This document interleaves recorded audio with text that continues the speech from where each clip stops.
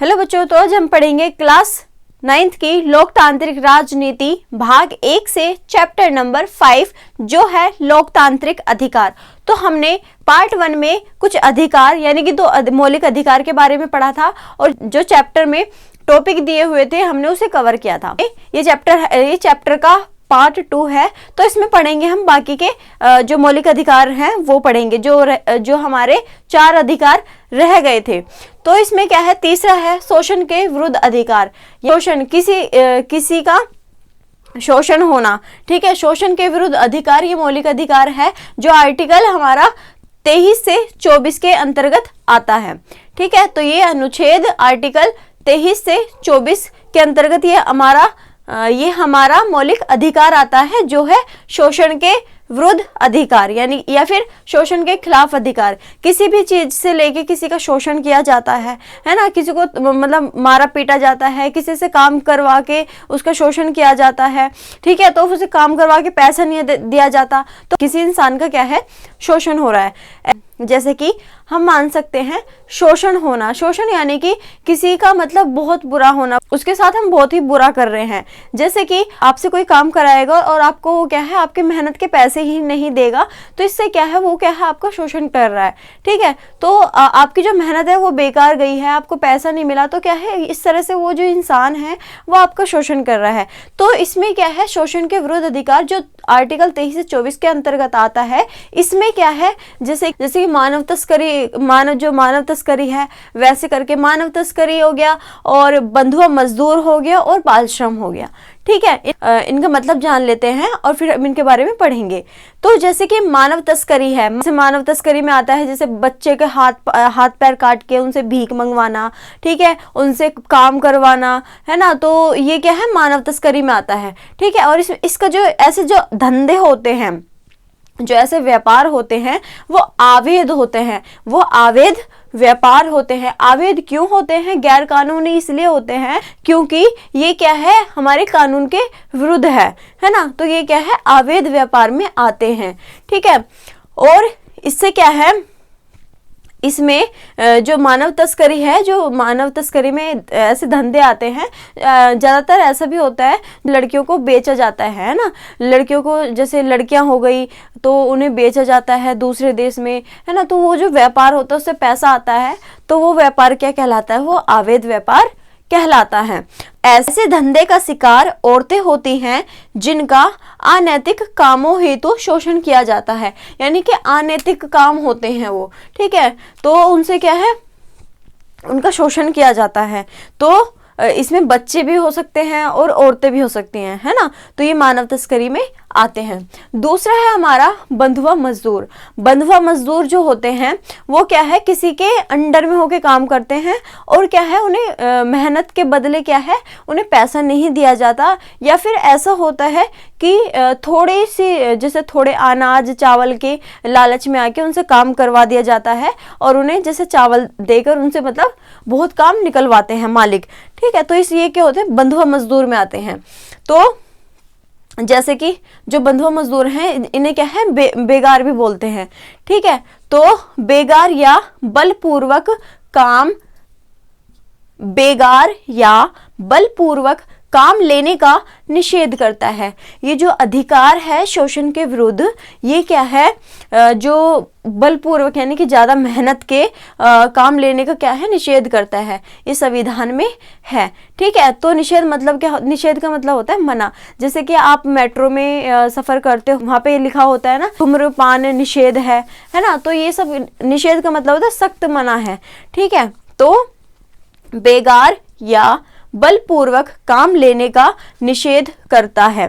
और जो बेगार प्रथा है वो पहले बहुत चलती थी, है ना। बेगार प्रथा में ऐसे होता था कि जो जमींदार होते थे वो छोटे किसानों से काम करवाते थे, वो अपने खेतों में काम करवाते थे और मतलब क्या है, खेती करवाते थे, कृषि करवाते थे, पर उनको क्या है, उन्हें उस मेहनत के बदले उन्हें उतना पैसा नहीं दिया जाता था, ठीक है। तो उन्हें क्या है, कुछ अनाज दे दिया करते थे, है ना। तो ये क्या, जो बेगार प्रथा पहले बहुत चलती आ रही थी। तो बेगार प्रथा में मजदूरों को अपने मालिक के लिए बिना मेहनताने या बहुत थोड़े से अनाज वगैरह हेतु जबरन काम करना पड़ता है ना। जैसे कि मैंने आपको बताया बंधुआ मजदूर में यही होता है, वो मालिक के लिए क्या है बहुत मेहनत करके काम करता है और क्या है थोड़े से अनाज वगैरह के लिए, जैसे कि अनाज वगैरह उन्हें मिल जाता है। जो जमींदार होते हैं वो छोटे किसानों को क्या है अपनी जो उस जमीन में जो जितना उत्पादन हुआ है उसका कुछ परसेंट, कुछ भाग उन किसानों को दे दिया करते थे और क्या है ये हमारा उनसे क्या है जबरन क्या है काम करवाते थे। तो अब हमने क्या है बंधुआ मजदूर के बारे में पढ़ा, जो क्या है अपने मालिक के लिए काम करता है और उन्हें क्या है थोड़ा सा काम करने के बदले में उनके मालिक क्या है उन्हें अनाज वगैरह दे दिया करते थे। तो ये क्या है बंधुआ मजदूर में आते हैं। ठीक है, उन्हें जितनी मेहनत वो करते हैं उसके हिसाब से उन्हें उतना पैसा या फिर उतने हिसाब से उन्हें सैलरी वगैरह कुछ नहीं मिलता। सिर्फ एक चीज जैसे कि कोई अनाज हो गया या चावल हो गया, कुछ ऐसे चीज का चीज दे दिया करते थे और अपना क्या है काम निकलवा लेते थे। ठीक है, तो अब हम पढ़ेंगे जो तीसरा है वो है बाल श्रम। बाल श्रम का मतलब होता है जो बच्चे मेहनत करते हैं, बच्चे जो काम करते हैं, बाल श्रम उसमें आता है। ये भी क्या है हमारा शोषण के खिलाफ अधिकार आता है। ठीक है, शोषण के खिलाफ अधिकार में हमारा आता है वो है बाल श्रम। तो बाल श्रम क्या है, बाल श्रम में जो संविधान में क्या है, संविधान बाल मजदूरी का भी निषेध करता है। जो संविधान है हमारा, जो भारतीय संविधान है वो क्या है, वो बाल मजदूरी यानी कि बाल श्रम, बाल मजदूरी का भी क्या है निषेध करता है, यानी कि बिल्कुल मना ही करता है कि जो भी 14 साल से जो कम के बच्चे हैं वो उनसे क्या है कोई भी उनसे क्या है कोई काम नहीं करवा सकता। काम कौन कौन से होते हैं जैसे कि हम पढ़ेंगे, जैसे कि किसी भी फैक्ट्री यानी कि जो बाल श्रम होता है, बाल मजदूरी में जैसे कि ये काम करने बिल्कुल सख्त मना है। ठीक है, तो इसमें किसी भी फैक्ट्री जो बाल मजदूरी है तो वो क्या है उसमें किसी भी फैक्ट्री, खदान या रेलवे और बंदरगाह जैसे जोखिमपूर्ण काम में कोई भी 14 से कम उम्र के बच्चे से काम नहीं करा सकता। यानी कि जो बच्चा 14 से कम उम्र का बच्चा है उससे क्या है ये जोखिमपूर्ण काम नहीं करवा सकते, मतलब बहुत खतरनाक काम होते हैं उनके लिए, जैसे कि फैक्ट्री में काम नहीं कर सकते। ठीक है, अब देख लो आप फैक्ट्री में अलग अलग फैक्ट्री में अलग अलग माल बनाए जाते हैं। ठीक है, तो उसमें क्या है फैक्ट्री में काम नहीं कर सकते क्योंकि फैक्ट्री में बहुत बड़ी बड़ी मशीनें होती हैं, तो उसमें क्या है मतलब चोट लगने का डर होता है, तो इसी वजह से क्या है फैक्ट्री में वो काम नहीं कर सकते। ये भी क्या है संविधान में दिया गया है। कोई खदान हो गई, खदान जैसे कि जहाँ से कोयला निकाला जाता है, पेट्रोलियम निकाला जाता है ना, तो बहुत बड़ी बड़ी खदानें होती हैं। आपने देखा होगा जो खदानें होती हैं जहाँ से कोयला निकाला जाता है, तो वहाँ पर भी क्या है ये बच्चे काम नहीं कर सकते। और ये क्या है फिर है रेलवे, यानी कि जहाँ रेलगाड़ी आती जाती हो वहाँ पे भी वो क्या है काम नहीं कर सकते। और बंदरगाह जहाँ पे बहुत भारी भारी सामान क्या है उतारे और चढ़ाए जाते हैं। ठीक है, तो बंदरगाह जैसे कि जहाज़ों पे क्या है बहुत भारी सामान जहाज़ों पे चढ़ाए जाते हैं और क्या है एक जगह से दूसरी जगह पर उतारे जाते हैं। तो ये क्या है काम, ये जो बंदरगाह जैसे काम है ये जोखिमपूर्ण जो बच्चे हैं, जोखिमपूर्ण 14 साल से कम के बच्चे काम नहीं कर सकते। ठीक है, ये संविधान में क्या है निषेध है। और फिर क्या है दूसरा, इन्हीं आधार पर बाल मजदूरी रोकने हेतु कई कानून बनाए गए हैं। यानी कि सरकार ने बाल मजदूरी रोकने के लिए सरकार ने इन सभी कामों को यानी कि बाल मजदूरी रोकने के लिए क्या है बहुत से कानून बनाए हैं। जी हाँ, अगर ऐसा कोई बच्चा अगर हमें दिखता है जैसे कि कोई पटाखे बनाने वाली फैक्ट्री में काम कर रहा है, तो वो क्या है अगर वो पकड़ा जाता है जो काम करा रहा है, तो वो क्या है फैक्ट्री का मालिक भी पकड़ा जाएगा और क्या है वो बच्चे के लिए क्या है वो जिम्मेदार होंगे। ठीक है, तो ये सब क्या है कानून में लिखित है। ये क्या है बाल मजदूरी रोकने के लिए क्या है कानून बनाए गए हैं। जैसे कि पटाखे बनाना बहुत खतरनाक काम है ना। तो उसमें क्या है, मतलब बच्चे का क्या है, बहुत से केमिकल यूज होते हैं। तो पटाखे बनाना ये भी क्या है, बहुत खतरनाक काम है। और बीड़ी बनाना, बीड़ी में मतलब नशा वगैरह होता है, तो इसीलिए। और दिया सिलाई बनाना, दिया सिलाई जैसे कि माचिस वगैरह का जो मसाला होता है वो बहुत ही मतलब बच्चों के लिए बहुत ही खतरनाक होता है। बच्चों के लिए क्या है, बड़ों के लिए भी खतरनाक होता है। उससे क्या है, हाथ कटने की, वो जो दिला सिलाई है ये भी क्या है, बहुत खतरनाक काम में आता है। जो क्या है, प्रिंटिंग में क्या है, जो कांच का काम होता है, तो वहां पे भी। और रंग रोगन जैसे कि बहुत से कलर्स, यानी कि जहाँ कलर्स बनाए जाते हैं अलग अलग केमिकल्स मिला के, अलग अलग बहुत से ऐसे रेत वगैरह यूज करके क्या है कलर बनाए जाते हैं। तो ऐसी जगहों पे बाल मजदूरी रोकने के लिए क्या है, सरकार ने ये सारे कानून बनाए हैं। तो ये हमारे जो तीनों हैं ये शोषण के खिलाफ अधिकार में आते हैं। पहला है मानव तस्करी, और फिर है बंधुआ मजदूर, और है बाल श्रम।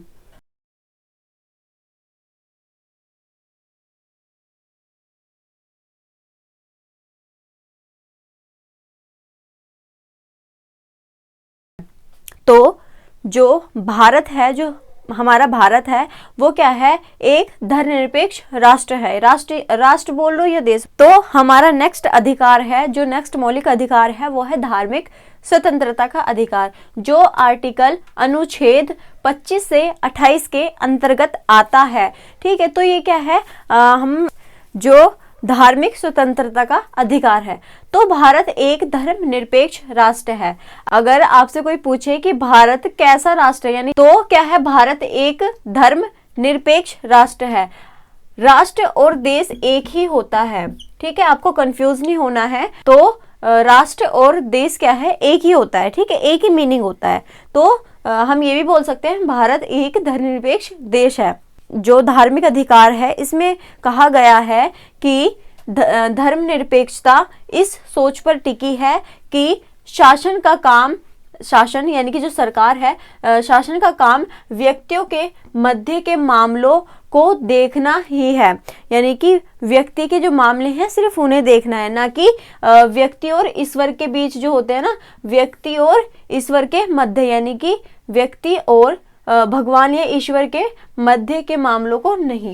ठीक है, तो ये क्या है, धर्म निरपेक्षता है। ठीक है, ये किस सोच पर टिकी है, वो इस सोच पर टिकी है कि सरकार का क्या है, सरकार का इतना काम है कि वो व्यक्ति के मध्य मामलों को देखे, ना कि ईश्वर और व्यक्ति के बीच के मामले को देखे। ठीक है, तो ये क्या है, धर्मनिरपेक्षता में आता है। और धर्म के संबंध में, यानी धर्म के संबंध में शासन को सभी धर्मों से तटस्थ और निरपेक्ष होना चाहिए। आगे क्या है, धर्म के संबंध में ये भी बोला जाता है कि शासन को क्या है, सरकार को क्या है, सभी धर्मों से क्या है, दूर रहना चाहिए, यानी कि हट के रहना चाहिए। तटस्थ का मतलब होता है दूर रहना, यानी कि हट के रहना। ऐसा नहीं है कि वो किसी एक धर्म को ही बढ़ावा दे रहे हैं।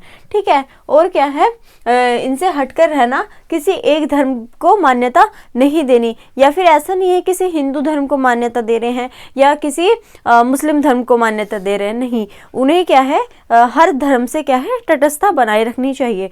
ठीक है, तो धार्मिक स्वतंत्रता के अधिकार में ये भी आता है, धार्मिक स्वतंत्रता के अधिकार में ये भी आता है व्यक्ति को अपनी इच्छा से धर्म बदलने की स्वतंत्रता है।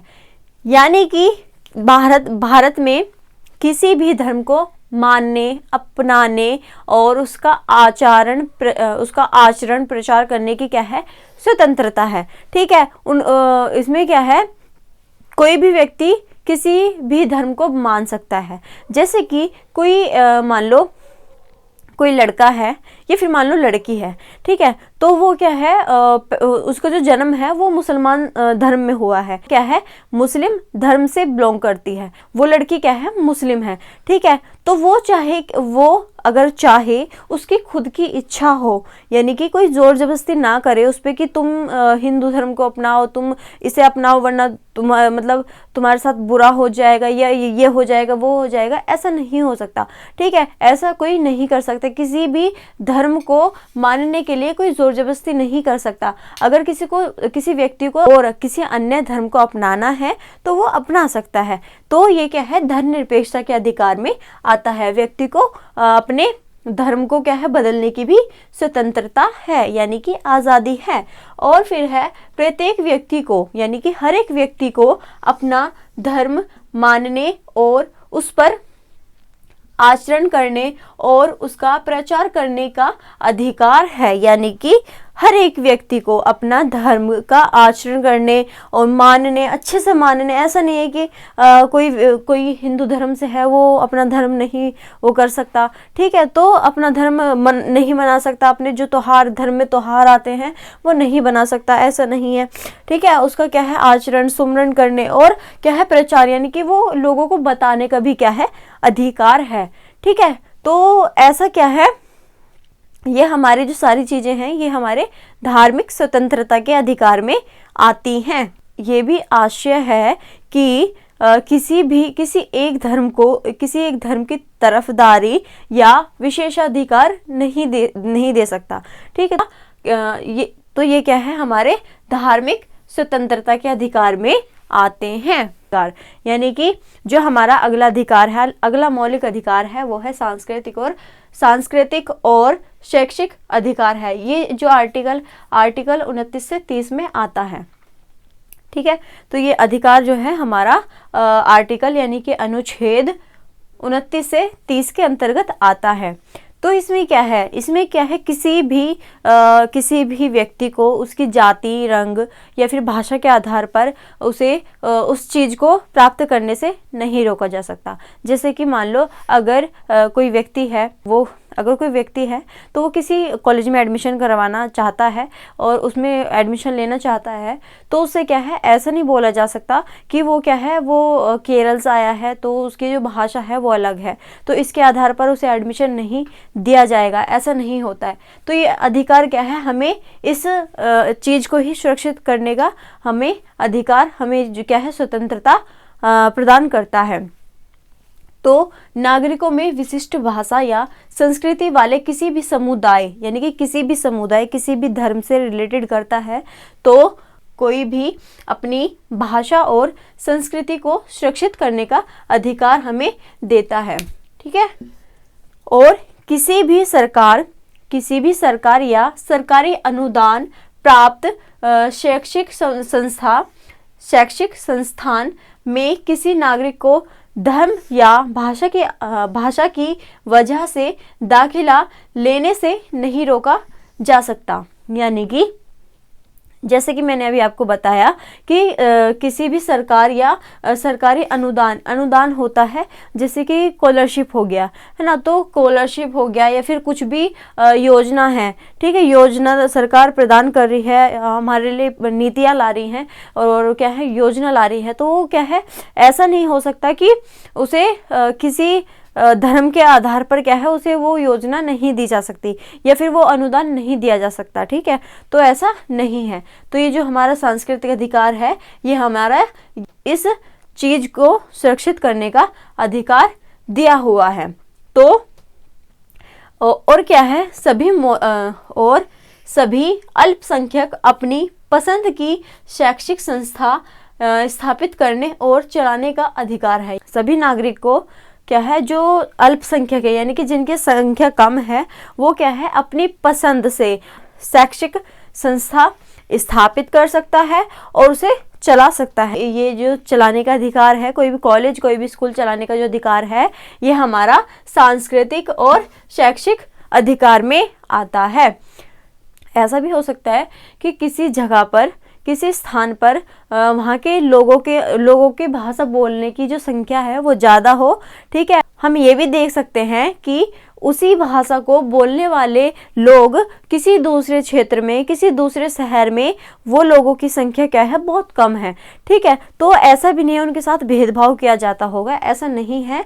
तो किसी स्थान पर एक खास भाषा को बोलने वालों का बहुमत होगा, ठीक है, बहुमत होगा, वहाँ पृथक यानी कि अलग भाषा वाले अल्पसंख्यक होंगे, ऐसा हो सकता है। जैसे कि आंध्र प्रदेश में, यानी कि जो हमारा भारत में राज्य है आंध्र प्रदेश, तो उसमें क्या है, आंध्र प्रदेश में तेलुगु भाषा बोली जाती है। तो वहाँ पे क्या है, तेलुगु भाषा का क्या बहुमत है। पर क्या है, वही भाषा बोलने वाले क्या है, कर्नाटक में वे क्या है, अल्पसंख्यक है।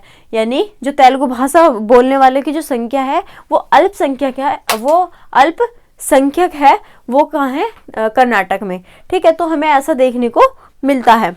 और फिर क्या है, फिर जैसे कि पंजाब में सिख बहुसंख्यक है, यानी कि पंजाब में जो पंजाब राज्य है तो उसमें क्या है, पंजाब में सिख बहुसंख्यक है, पर राजस्थान, हरियाणा और दिल्ली में वे अल्पसंख्यक हैं।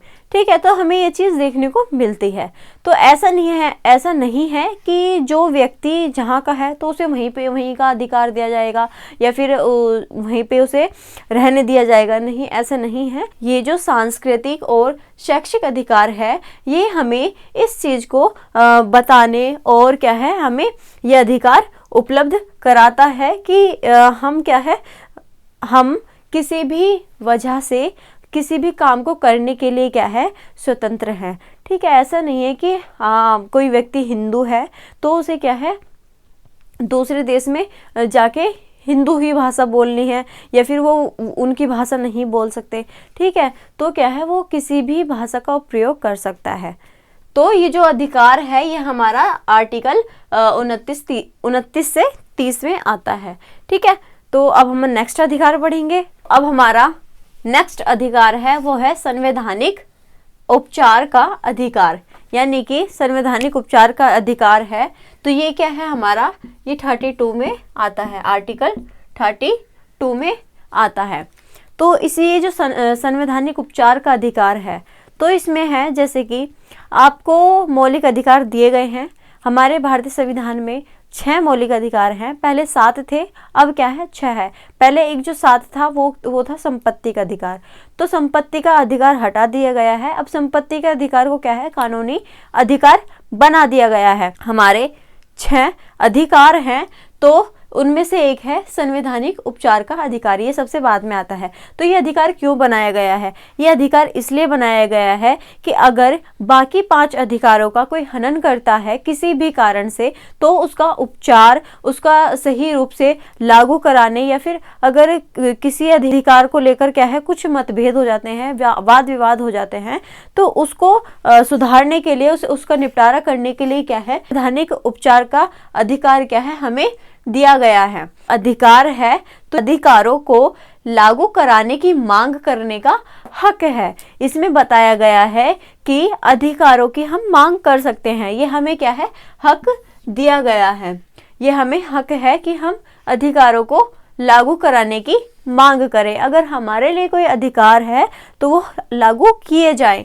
ठीक है, तो हमारे पास क्या, तो हमारे पास उन्हें लागू करने के उपाय इसमें शामिल हैं।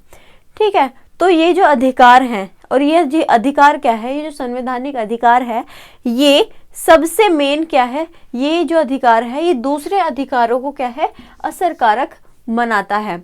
ये जो अधिकार है ये दूसरे अधिकारों को क्या है, असरकारक बनाता है। असरकारक इसलिए बनाता है, अगर ये ही नहीं होगा तो हमारे बाकी अधिकार हमें जो बाकी अधिकार हैं हमें पता है, तो उससे क्या है, हमें कभी ऐसा भी हो सकता है कि अधिकारों का हनन हो और हमारे पास वो पावर हो ही नहीं, वो हमारे पास अधिकार है ही नहीं कि हम उसके खिलाफ के जाके अपना न्याय मांग सकें या फिर हम अधिकारों की क्या है, मांग कर सकें। तो इसीलिए बताया जाता है, हमारे संविधान निर्माताओं ने इस अधिकार को इसीलिए बनाया था ताकि जो अधिकार हैं वो सुरक्षित रहे, जो बाकी अधिकार हैं वो सुरक्षित रहे। तो ये जो अधिकार है ये बाकी अधिकारों को क्या है, असरकारक बनाता है ना, पावरफुल बनाता है।